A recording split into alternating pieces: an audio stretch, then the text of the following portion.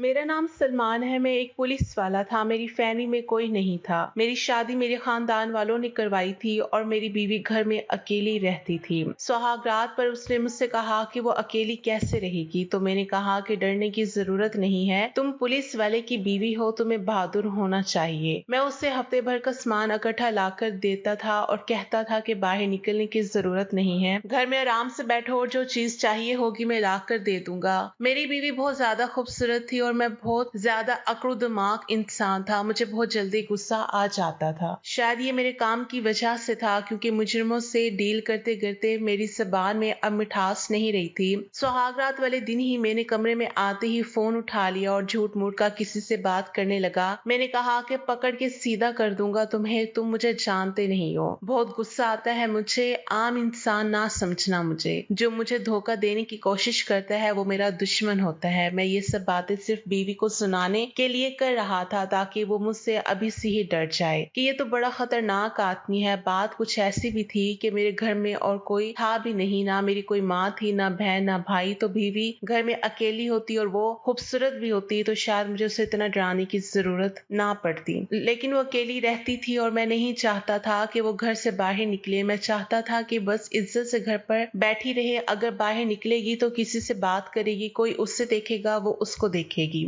मैंने इतने सारे केस देखे थे जिनमें 4-4 बच्चों की माएं, जवान लड़कियां, क्या बूढ़ी, क्या सभी कहीं ना कहीं मुंह काला करवा के आ जाती हैं। एक औरत का केस तो ऐसा आया था कि जिसके पास बच्चे थे और फिर भी उसके पीछे एक आदमी पागल था और उसने उसी के शोहर को इस दुनिया से भेज दिया। मेरे साथ मेरे एक दोस्त था, उसने कहा कि FIR लगती है। वो औरत 6 बच्चों की माँ होने के बावजूद भी बहुत ज्यादा खूबसूरत होगी। लेकिन जब हमने उस औरत को देखा तो हम हैरान रह गए। 100 किलो वजन था उस औरत का, बिल्कुल भी प्यारी नहीं थी। फिर भी उसके पीछे एक आदमी इस हद तक पागल हो गया कि किसी की जान ले ली। आजकल ये मुआशरा किस तरफ जा रहा था ये तो हम सभी जानते हैं। इसलिए अपनी बीवी पर रौब जमाने का मैंने कोई भी मौका नहीं छोड़ा। शुरू शुरू में तो जो मेरे लिए वो खाना बनाती थी, मैंने उसमें भी कीड़े निकाले। मैं कहता था तुम्हें बिल्कुल खाना बनाने नहीं आता। मतलब वो कोई भी काम करती थी तो मैं उसे बुरा ही कहता था। एक दिन उसने सारे घर की सफाई कर दी। मैं अकेला रहता था इसलिए ठीक से सफाई नहीं कर पाता था। उसने शायद सोचा होगा कि आज पूरा घर साफ किया जाए। उसने घर की सेटिंग भी बदल दी। जब मैं अपने घर में आया तो घर बहुत साफ था और अच्छा लग रहा था, पर मैंने कहा कि ये सब करने की जरूरत नहीं थी। जो चीज जहाँ रखी थी उसे वहीं पर पड़ी रहने देती। ज्यादा दिमाग इस्तेमाल करने की जरूरत नहीं थी। दोबारा मुझसे पूछे बिना कुछ मत करना। अब वो हर काम मुझसे पूछ कर ही करती थी और मैं खुश होता था कि मैं उसे लाइन पर ले ही आया। मैंने अपनी बीवी को काफी डांटा। मुझे उस पर रौब जमाना था और अगर शादी के शुरू के दिनों में ही बीवी पर रौब ना जमाया जाए तो फिर उसके बाद वो हाथ से निकल जाती है, और मैं ऐसा बिल्कुल भी नहीं चाहता था। सारा मोहल्ला मुझसे डरता था। मैं पुलिस वाला था। पुलिस वालों और मुजरिमों के लिए तो मैं जालिम ही था। पुलिस वाले की जिम्मेदारी होती है कि अगर वो किसी मोहल्ले में रहता है तो उसे पूरे मोहल्ले का ख्याल रखना होता है। इसलिए पूरा मोहल्ला मुझे जानता था और हमारे घर को भी लोग यही कहते थे कि पुलिस वाले का घर है। मेरी बीवी को जिन चीजों का शौक था मैं उन चीजों से गुजर चुका था। वो कहती थी कि मोटरसाइकिल पर कहीं सैर करने चलते हैं, रास्ते में आइसक्रीम खाएंगे, आप मुझे फूल आकर दें। लेकिन मुझे इन बातों में कोई दिलचस्पी नहीं थी।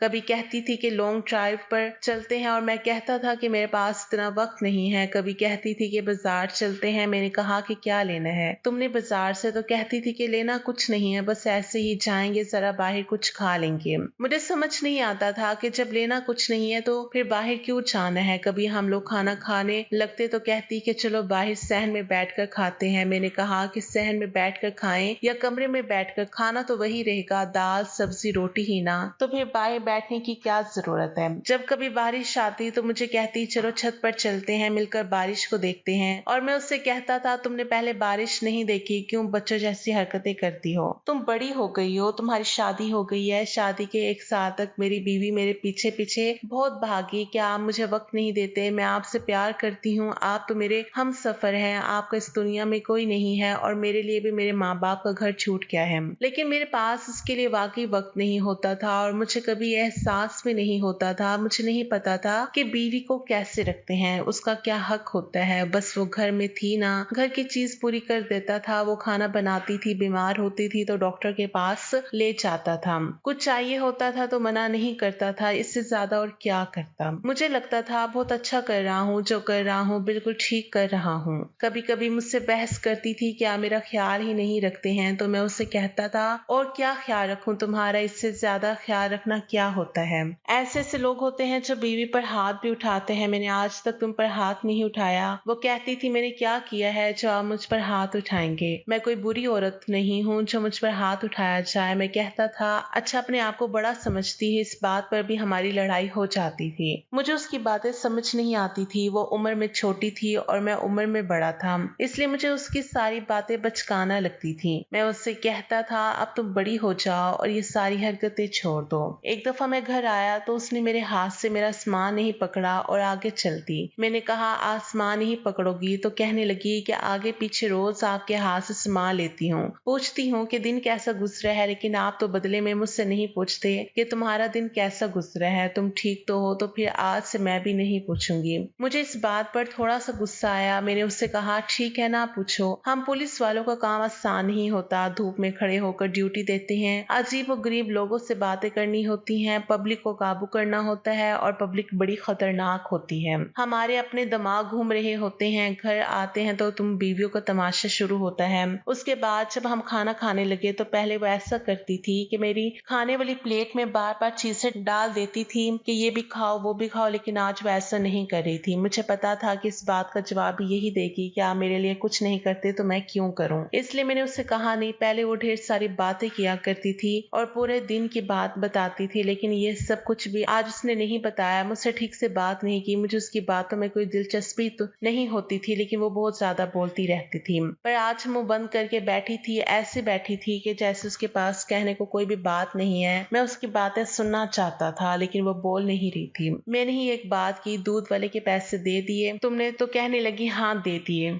मुझे लगा उसके बाद बहुत कुछ बोलेगी, लेकिन उसने एक ही बात बोलकर बात ही खत्म कर दी। अब मैं मन ही मन सोच रहा था कि दोबारा से कौन सी बात करूं, लेकिन मुझे भी कोई बात नहीं आ रही थी। मैं वैसे ही बोलने में ज्यादा अच्छा नहीं था, हमेशा वही बोलती थी। कभी कभी मुझे उसकी बातें बिल्कुल अच्छी नहीं लगती थी, बिना वजह बोलती रहती थी। लेकिन आज मैं उसका बोलना ही मिस कर रहा था। ऐसे चुप करके क्यों बैठी थी? क्या कुछ हुआ था? मैंने कहा तुम्हारे माँ बाप ठीक हैं? तुम्हारी बात हुई उनसे? मैंने कहा किसी दिन चलते हैं उनके घर। तो कहने लगी नहीं, मुझे कहीं नहीं जाना, मुझे अपना घर ही अच्छा लगता है, मैं यहीं ठीक हूँ। पूरा दिन उसने मुझसे कोई बात नहीं की। रात हो गई थी, मुझे गुस्सा आया और हमारी लड़ाई शुरू हो गई। लड़ाई इस हद तक पहुंच गई कि मैंने उस पर हाथ उठा दिया। मेरा हाथ वैसे ही खुला हुआ था। मुझे अफसोस तो बहुत हुआ कि मुझे उस पर हाथ नहीं उठाना चाहिए था, लेकिन मैंने अपना अफसोस जाहिर नहीं किया और मैंने कहा चुपचाप बैठी रहो, तुम्हारा काम है घर संभाला, मुझे काम करने दो। तुम क्या चाहती हो कि मैं तुम्हारे पल्लू से बंद कर बैठा रहूं और कोई काम ना करूं? मैं उन मर्दों में से नहीं हूं जो शादी के 2-2.5 साल तक बीवी के कमरे से ही बाहर नहीं निकलते।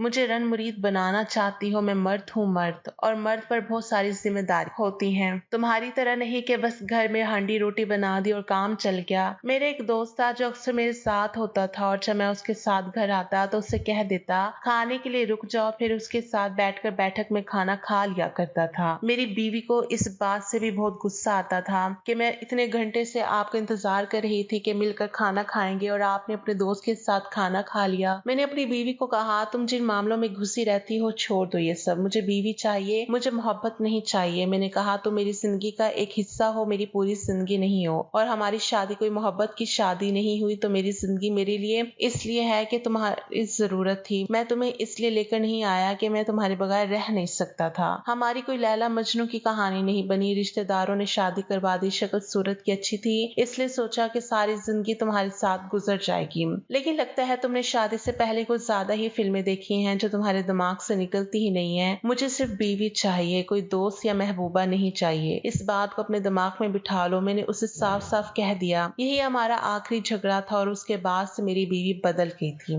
अच्छी बात थी कि अब उसने वो सारी चीजें छोड़ दी थी, लेकिन पता नहीं मुझे इन सारी चीजों की कमी भी महसूस हो रही थी। लेकिन कुछ दिन के बाद मैं भी बिल्कुल खामोश हो गया, क्योंकि आजकल बहुत ज्यादा काम आ रहा था और मेरे पास बिल्कुल भी वक्त नहीं था। फिर एक दिन मैं घर आया तो मेरी बीवी ने मेरे लिए बहुत ही मजेदार खाना बनाया हुआ था। मुझे लगा कि वो कहेगी कि आपके लिए खास बनाया है, लेकिन उसने ऐसी कोई बात नहीं की। खाना खाकर मुझे बहुत ही सुकून की नींद आ गई और सोचा कि थोड़ी देर के लिए सो जाता हूँ, लेकिन जब आंख खुली तो रात के 9 बज रहे थे। मुझे यकीन नहीं आया कि मैं इतनी देर तक कैसे सो गया। शायद मेरी बीवी ने खाना बहुत अच्छा बनाया था और मैंने बहुत ज्यादा पेट भर कर खा लिया था, इसलिए मुझे नींद आ गई थी, क्योंकि जब पेट अच्छी तरह भर जाता है तो नींद अच्छी आती है। मैं ड्यूटी पर चला गया। मेरा जो पार्टनर था उसका नाम रहमान था। उसने कहा कि आज जिंदगी में पहली दफा आप लेट आए हो, क्या बात है? आप तो शादी के दूसरे दिन ही काम पर आ गए, फिर आज कैसे देर हो गई? तो मैंने कहा कि बस यार अचानक से नींद आ गई, लगता है अब मैं बूढ़ा हो रहा हूँ। अभी तो आपकी शादी को 1 साल भी नहीं हुआ, आप कहाँ से बूढ़े हो गए हैं? उसकी शादी नहीं हुई थी और वो मुझे कह रहा था मैंने शादी करनी है, और मैं उससे कहता था कि शादी कोई अच्छी चीज नहीं है। एक पूरा इंसान जिसकी जिम्मेदारी आप पर आ जाती है और फिर वो आपको तंग भी बहुत करता है। मेरी बीवी ने आज तक मुझसे झगड़ा तो नहीं किया था, लेकिन उसकी छोटी छोटी हरकतें जैसे वो छोटी सी बच्ची हो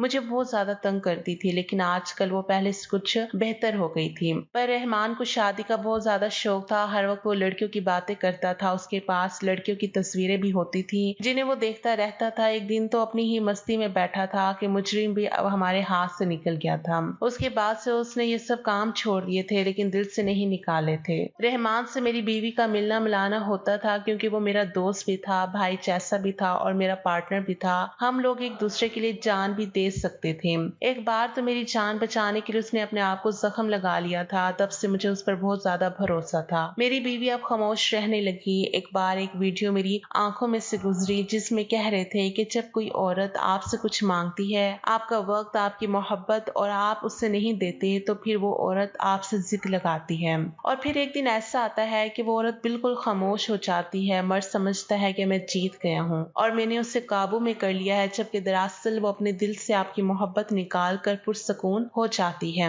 मुझे लगता था कि मेरी बीवी ने भी यही किया था, लेकिन ऐसा तो नहीं हो सकता था। वो मेरी बीवी थी, उसे मुझसे मोहब्बत क्यों नहीं होगी? मुझे भी तो उसका ख्याल था। बस इसे अच्छे तरीके से घर में रखना चाहिए था, हर सुख देना चाहिए था। मैं उसे अच्छे तरीके से घर में रखना चाहता था, हर सुख देना चाहता था। मैं उसे खर्चा देता था, वो अपनी मर्जी से अपने लिए जो चाहे खरीद सकती थी। मैंने उसे कभी किसी बात से नहीं रोका था। कुछ दिन बाद मेरे साथ भी फिर ऐसा हुआ कि मैंने खाना खाया और उसके बाद मुझे पता ही नहीं चला कि मुझे नींद आ गई और मेरी आंख रात को 10 बजे खुली। अब तो मैं वापस भी नहीं जा सकता था, क्योंकि उस वक्त बड़े ऑफिसर बैठे थे। अगर वो मुझे देख लेते तो मेरी बेइज्जती होती, लेकिन जो आज तक मेरे साथ नहीं हुआ वो क्यों हो रहा था? मुझे इतनी नींद क्यों आ रही थी? मेरी बीवी ने अब तैयार होना भी छोड़ दिया था। घर में आता तो सजी सवरी रहती थी, आंखों में काजल और होंठों पर थोड़ी सी लिपस्टिक, बस यही उसका मेकअप होता था। लेकिन इतनी खूबसूरत थी कि ये करके भी बहुत प्यारी लगती थी। पर आजकल उसने बिल्कुल ही तैयार होना छोड़ दिया था। क्या मुझे उसके साथ बात करनी चाहिए थी? मुझे उसे कहीं बाहर लेकर जाना चाहिए था। हम लोग हनीमून पर तो नहीं गए थे, लेकिन मैंने उससे कहा था कि मुझे काम से ज्यादा है और उसने कहा था कि कोई बात नहीं,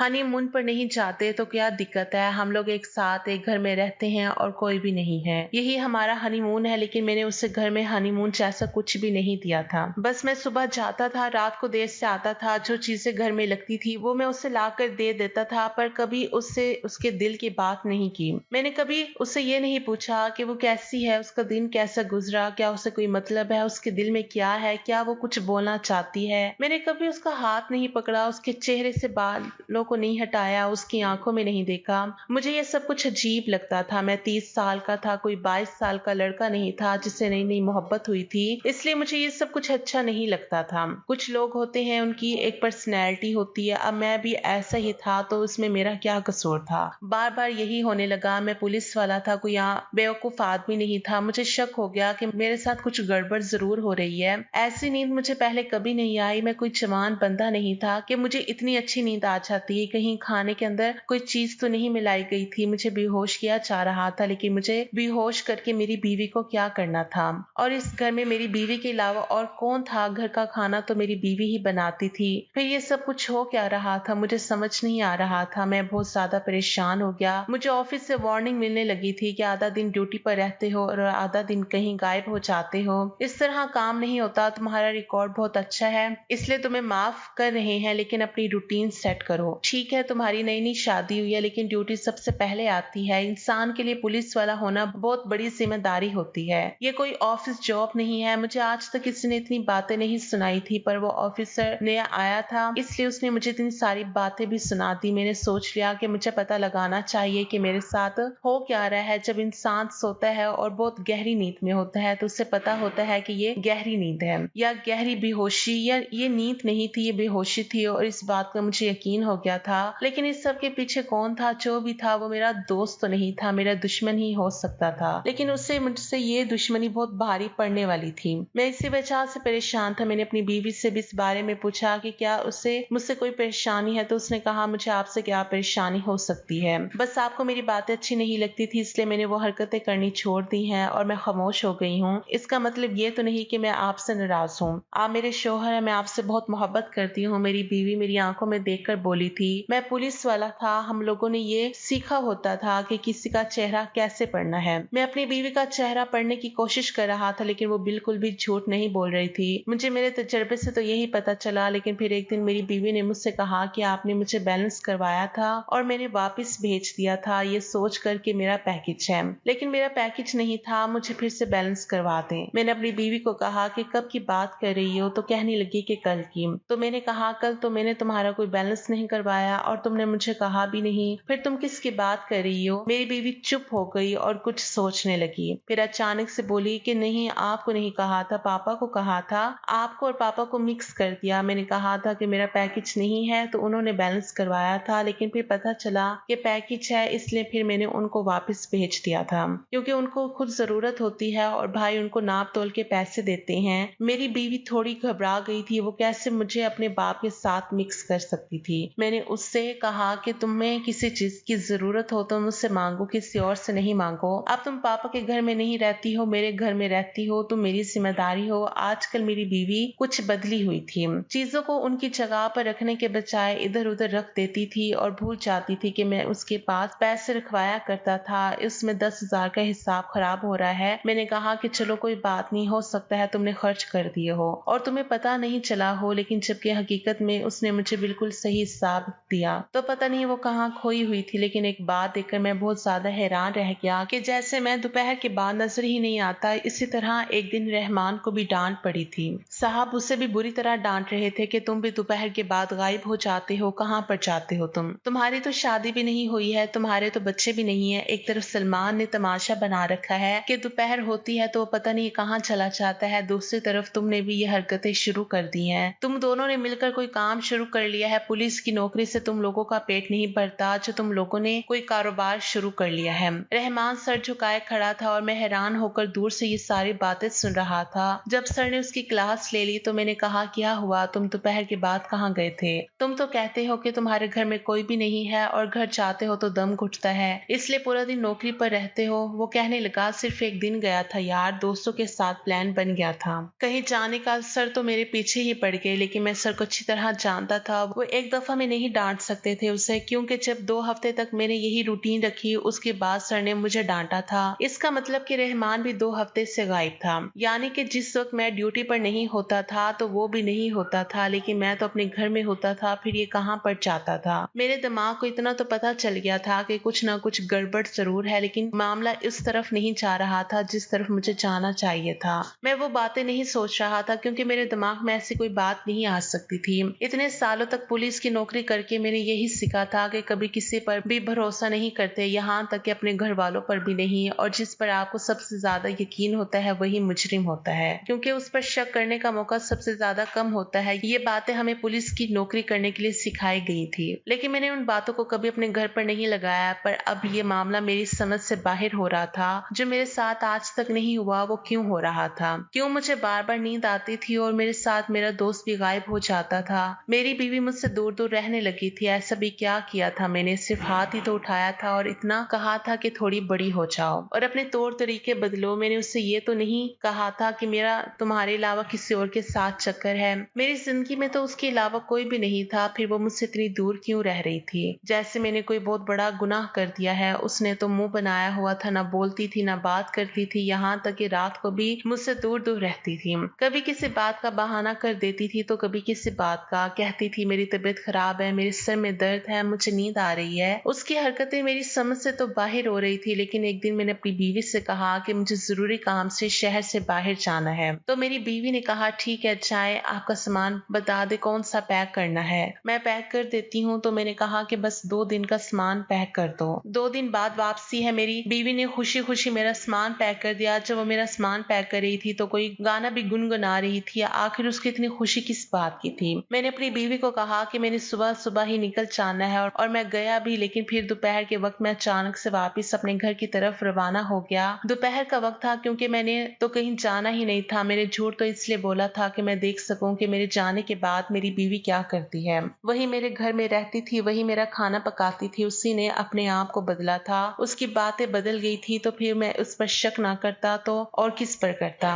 और जब मैंने उससे कहा कि मैं कहीं जा रहा हूँ तो वो कितनी खुश थी, गाना गा रही थी, खुशी खुशी मेरा सामान पैक कर रही थी। ये भी नहीं पूछा कि वापस कब आओगे, कब तक आओगे, मुझे आपकी याद आएगी, पहले तो ये सब कुछ पूछती थी। फिर अब उसको ऐसा क्या हो गया था, इसलिए मैंने उसके खिलाफ ये प्लान बनाया था। मैंने सही किया या नहीं मुझे नहीं पता, लेकिन अगर दिल में शक है तो उसे निकाल लेना बेहतर है, ना कि इसके बारे में हर वक्त सोचते रहना। इसलिए मैंने सोचा कि अगर मेरे दिल में कोई शक है तो मैं भी उसे निकाल लूंगा। अब मैं वापस आ चुका था और आज मुझे पता चल जाना था कि क्या हो रहा था और क्या नहीं। मैं कोई भी फैसला लेने के लिए पूरी तरह से तैयार था। उस औरत से मुझे प्यार नहीं था, ये मेरी बीवी थी। अगर कोई गलती की थी तो मैं उन्हें उसको सजा जरूर देनी थी, और गलती की तो सजा ही मिलती है। मैं माफ करने वालों में से बिल्कुल भी नहीं था। ये बात वो भी अच्छी तरह जानती थी, और अगर उसने मेरे साथ बेवफाई की तो मैं उसको कभी माफ ना करता। ड्यूटी वालों को बताया नहीं था कि मैं इस तरह की कोई चाल चल रहा हूँ, इसलिए फोन आने लगा कि फला जगह पर जाकर ड्यूटी दो। मैंने कहा रहमान को भेज दो, तो उन्होंने कहा कि रहमान का कोई पता नहीं है, वो पता नहीं कहाँ पर है। मैंने कहा कि 1 घंटे तक जाता हूँ।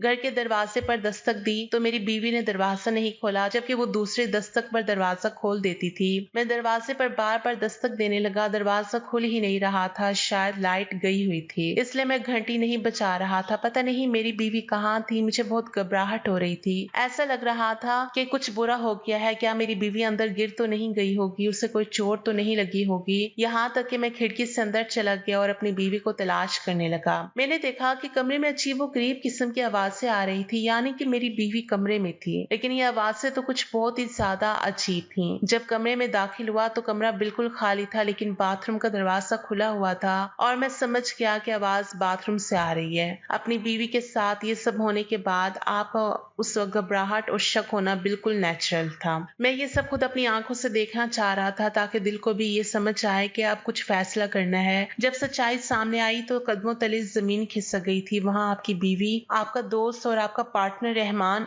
दोनों वो मौजूद थे। मैं वहां से चला गया। थोड़ी देर बाद वो वापस आए और कहने लगे ऐसा कुछ नहीं है, आपको गलत फहमी हुई है। लेकिन मैं अपनी आंखों से देखने के बाद बेवकूफ नहीं बन सकता था। मैंने उसे एक तरफ धक्का दिया तो रहमान ने उसे पकड़ लिया। उसने कहा तुम्हें जान से मार डालूंगा। रहमान ने कहा सिर्फ औरत से शादी नहीं करनी होती, उसको वक्त भी देना होता है, उसकी छोटी छोटी खुशियों का ख्याल भी करना होता है, जो तुमने बिल्कुल भी नहीं किया। जब ये तेरे पीछे फिर रही थी तब तू तो आगे भाग रहा था, और जब उसने मेरे साथ मोहब्बत कर ली तो तुझे तकलीफ हो रही है। तेरे जैसे बदमिजाज मर्द कभी अच्छे शोहर नहीं होते, और उनको ऐसी खूबसूरत और प्यार करने वाली बीवी मिलती है तो उसको हजम नहीं होती है। तेरी वजह से ये मेरे पास आई है। मैंने रहमान को कहा तू इसी औरत के लायक है, तुझे यही औरत मिलनी चाहिए जो अपने शोहर की गैर मौजूदगी में इसको धोखा दे, इसके साथ बेवफाई करे और उसे बेहोश करके किसी दूसरे मर्द को अपने घर बुला ले। इसी तरह की औरत होनी चाहिए थी तेरे लिए, इसलिए तुझे मिली है। मुबारक हो। मैंने अपनी बीवी को वहां तलाक देने का फैसला कर लिया। मेरी बीवी तो परेशान लग रही थी, लेकिन वो शर्मिंदा बिल्कुल भी नहीं थी। दिल तो कर रहा था कि रहमान की जान ले लूं और अपनी बीवी की भी ले लूं, लेकिन उन दोनों को जिंदा छोड़कर अल्लाह का इंसाफ देखना चाहता था,